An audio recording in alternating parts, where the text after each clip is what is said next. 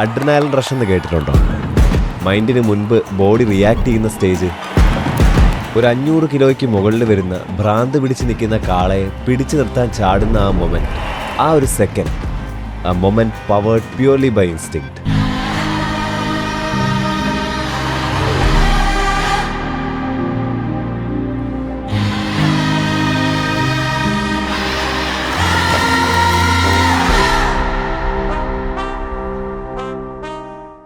ജല്ലിക്കെട്ട് ശരിക്കും ഒന്ന് എക്സ്പീരിയൻസ് ചെയ്യണം. 4 ദിവസത്തെ പ്ലാൻ.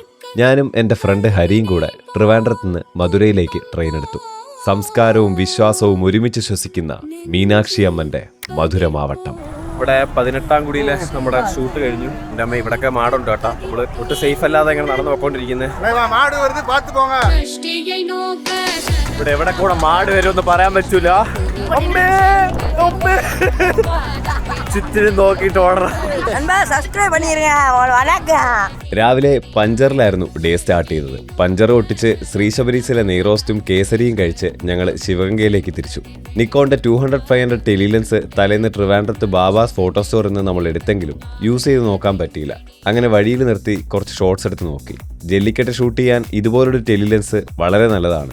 2.5 കിലോ ഉള്ള ഈ ലെൻസ് കയ്യിൽ സെറ്റാവാൻ കുറച്ച് ടൈം എടുത്തെങ്കിലും സീൻ സാധനമായിരുന്നു. പോണ വഴിക്ക് റോളക്സ് എന്ന കാളയെ കുളിപ്പിക്കുന്നത് കണ്ടു. അപ്പോഴാണ് അറിഞ്ഞത് അവിടെ അടുത്ത് 18-ാം കുടിയിൽ ലോക്കലായിട്ട് ജല്ലിക്കെട്ട് നടക്കുന്നുണ്ടെന്ന്. ഞങ്ങൾ നേരെ അങ്ങോട്ടേക്ക് പോയി. കാളയെ കുളിപ്പിച്ച് കോവിലിൽ കൊണ്ടുപോയ ശേഷമാണ് ജല്ലിക്കെട്ടിന് കൊണ്ടുവരുന്നത്. ടാറ്റ ഏസ് ആണ് ഇവരുടെ മെയിൻ വണ്ടി. കാളയെ ഉടമസ്ഥന്മാരും അതിലാണ് ലൊക്കേഷനിലേക്ക് വരുന്നത്. ജല്ലിക്കെട്ട് ഫേമസ് ആയിട്ടുള്ള സ്ഥലങ്ങളിൽ, അതായത് മധുരയിലെ ആവണിയാപുരം, പാലമേട്, അലങ്കാനെല്ലൂർ, അവിടെയൊക്കെ പോയാൽ ഒരു അറീനയ്ക്കുള്ളിലായിരിക്കും ഈ പരിപാടി നടക്കുന്നത്. പക്ഷേ ഇതുപോലെ അത്ര ഫേമസ് അല്ലാത്ത സ്ഥലങ്ങൾ കണ്ടുപിടിച്ചാൽ നമുക്ക് നല്ലപോലെ ആ ജല്ലിക്കെട്ടിന്റെ പൾസ് ഫീൽ ചെയ്യാൻ പറ്റും. കാരണം നമ്മളും ആ അറീനയ്ക്കുള്ളിലാണ് നിൽക്കുന്നത്.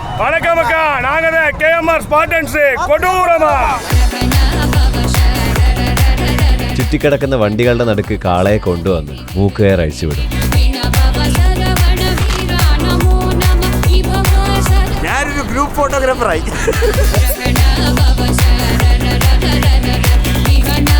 കൂക്കുവിളിയുടെയും ബഹളത്തിന്റെ ഒച്ചയിൽ വരണ്ടു നിൽക്കുന്ന മാട് ഓടുന്ന വഴിയിൽ മുമ്പിൽ ആരെ കണ്ടാലും തട്ടിമാറ്റും.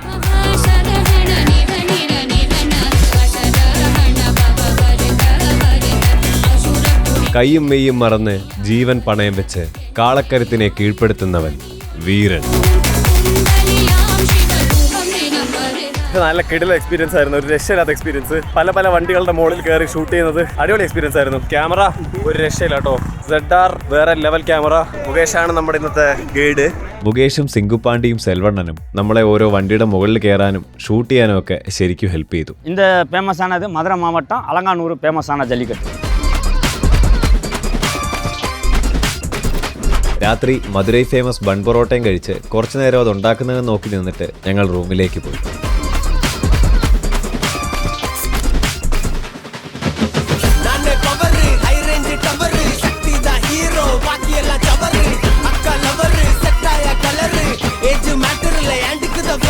പതിവ് പോലെ വണ്ടി പഞ്ചറായി. പഞ്ചറൊട്ടിച്ച് ഫുഡും കഴിച്ച് ഞങ്ങൾ അലങ്കാനെല്ലൂരിലേക്ക് വിട്ടു.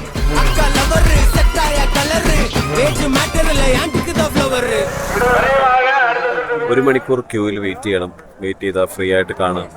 അല്ലെങ്കിൽ 1000 രൂപയ്ക്ക് ആ വീടിന്റെ മോളിൽ കയറി കാണാം. ഒരാൾക്ക് 1000 രൂപ. ഒരു വീട് വെച്ചാൽ മതിയായിരുന്നു. അങ്ങനെ ക്യൂ ഒക്കെ തരണം ചെയ്ത് ഞങ്ങൾ ഉള്ളിലെത്തി. അലങ്കാനെല്ലൂർ ജല്ലിക്കെട്ട്.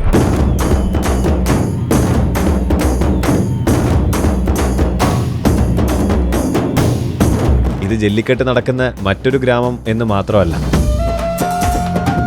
തലമുറകളായിട്ട് ഇവിടെ ഉള്ളവർ വർഷത്തിൽ ഒരിക്കൽ നടക്കുന്ന ആ ജല്ലിക്കെട്ടിന് വേണ്ടി കാത്തിരിക്കും.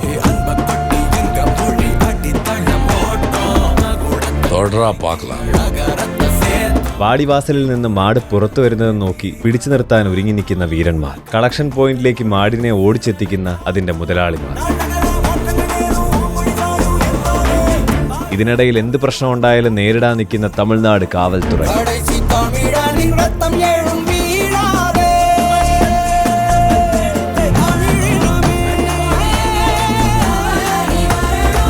അവിടം കൊണ്ടൊന്നും അലങ്കാനെല്ലൂർ ജല്ലിക്കെട്ട് തീർന്നില്ല. കളക്ഷൻ പോയിന്റിലേക്ക് ഞങ്ങളെ കൊണ്ടുപോയത് ജല്ലിക്കെട്ട് കാണാൻ വന്ന വിജയണ്ണനായിരുന്നു. അവിടെ മറ്റൊരു ജല്ലിക്കെട്ട് നടക്കുന്നുണ്ടായിരുന്നു. ഇവിടെ ആളുകൾ മരത്തിൻ്റെയൊക്കെ മണ്ടേ കയറി ഇരിക്കുക.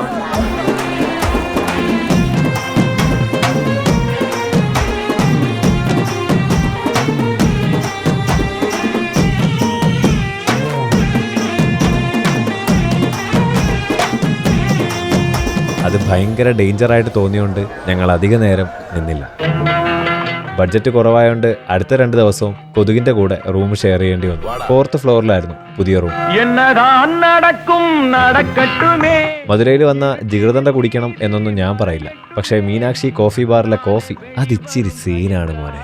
അതിന്റെ ഓപ്പോസിറ്റ് നല്ല കിടില നെയ്റോസ്റ്റും കിട്ടും. പിന്നുള്ള 2 ദിവസവും ഞങ്ങളുടെ ഫുഡ് ഇവിടെ തന്നെ ആയിരുന്നു. മധുരയിൽ നിന്ന് ശിവഗംഗയ്ക്കായിരുന്നു അടുത്ത യാത്ര. അരസന്നൂർ ജല്ലിക്കെട്ടായിരുന്നു ഞങ്ങളുടെ അടുത്ത പ്ലാനെങ്കിലും പെർമിഷൻ ഇല്ലാതെ ജല്ലിക്കെട്ട് നടത്താൻ നോക്കിയോണ്ട് ക്യാൻസൽ ചെയ്തെന്ന് പറഞ്ഞു. അങ്ങനെ പോലീസുകാരോട് ചോദിച്ച് ഞങ്ങൾ നാട്ടരസൻ കോട്ടയിലേക്ക് പോയി. നാട്ടരസൻ കോട്ടை പഴയ ഒരു ഗ്രാമത്തിൽ കയറിയ ഫീലായിരുന്നു. കേരളത്തിൽ നിന്ന് ജല്ലിക്കെട്ട് കാണാൻ വന്ന യൂട്യൂബേഴ്സാന്ന് പറഞ്ഞപ്പോൾ പൊന്നാടയൊക്കെ ഇട്ടായിരുന്നു സ്വീകരണം.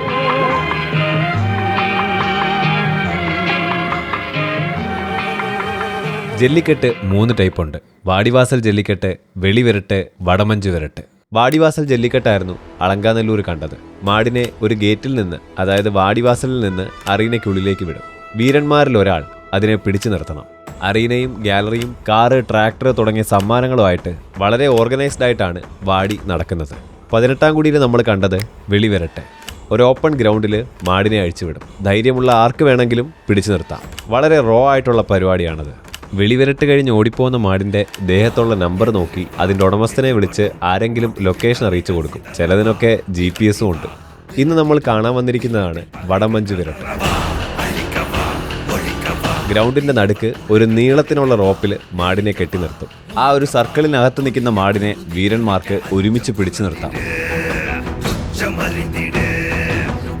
മാടിനെ കെട്ടിയേക്കുവാന്ന് വെച്ച് അത്ര എളുപ്പമല്ല അവനെ നിർത്താൻ. അലറി വിളിച്ചും വാലിന് പിടിച്ചും ശ്രദ്ധ മാറ്റി അവൻ്റെ മുകളിൽ ചാടി പിടിക്കാൻ നോക്കും. പക്ഷേ അവൻ്റെ മുന്നിലെങ്ങാനും കിട്ടിയാണ്ടല്ലോ.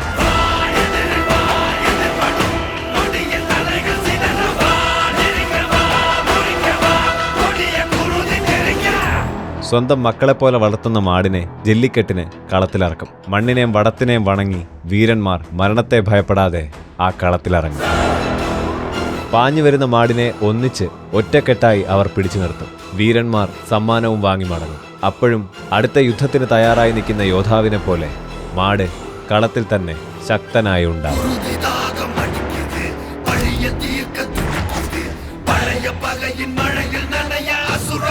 ഒരുപാട് കഷ്ടപ്പെട്ടാണ് ജല്ലിക്കെട്ട് കഴിഞ്ഞ് അവനെ കൊണ്ടുപോകുന്നത്.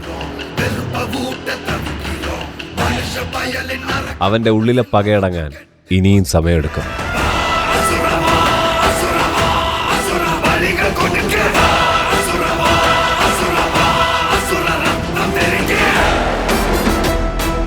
അവിടുന്ന് കമ്മിറ്റി വക ചിക്കൻ ബിരിയാണിയും കഴിച്ച് പനീർ സോഡയും കുടിച്ച് ഞങ്ങൾ തിരികെ പോന്നു.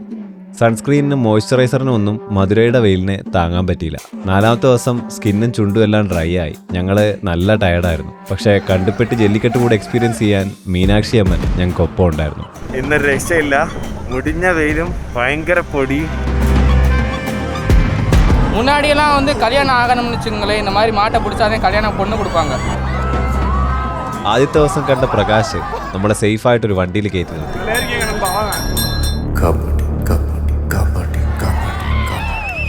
അഡ്രിനാലിൻ റഷ് എന്ന് കേട്ടിട്ടുണ്ടോ? ഒരു ത്രെറ്റ് അല്ലെങ്കിൽ ഡേഞ്ചർ സഡനായി മുന്നിൽ വരുമ്പോൾ ചിന്തിക്കാൻ സമയം കിട്ടുന്നതിന് മുൻപേ ബോഡി റിയാക്ട് ചെയ്യുന്ന ആ സ്റ്റേജ്.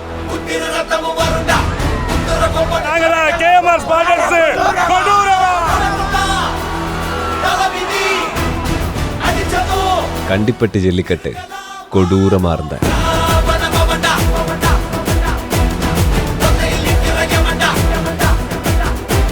വെളിവിരട്ട് കഴിഞ്ഞ് വാടിവാസൽ നടക്കുന്നുണ്ട്.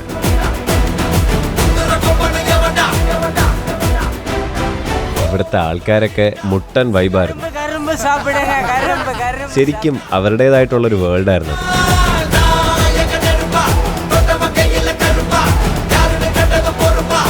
சிறப்பான தரமான சம்பவங்களை இனிமே தான் பார்க்க போறோம்.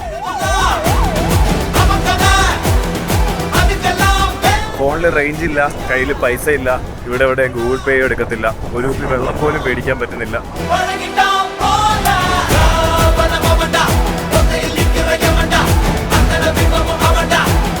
ദില്ലിരുന്ന മൊത്തം വാങ്ങലേ.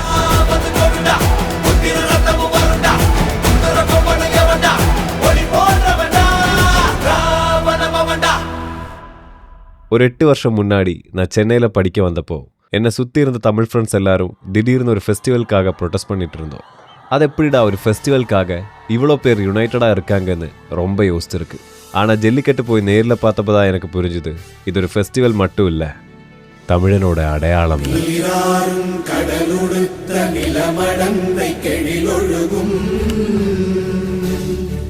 சீராரும் மதனமென திகழ்வரத கண்டமிதில் எக்கணமும் அதில் சிறந்த திராவிடனல் திருநாடும். செல்ஃபி மாதிரி செல்ஃபி மாதிரி இது இப்படி பறக்காது. இது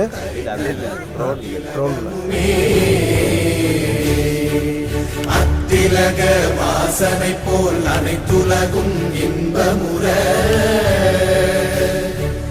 எத்திசையும் புகழ் மணக்க இருந்த பெரும் தமிழனங்கே தமிழனங்கே உன் சீரிழமை திறம்பியந்து செயல் மறந்து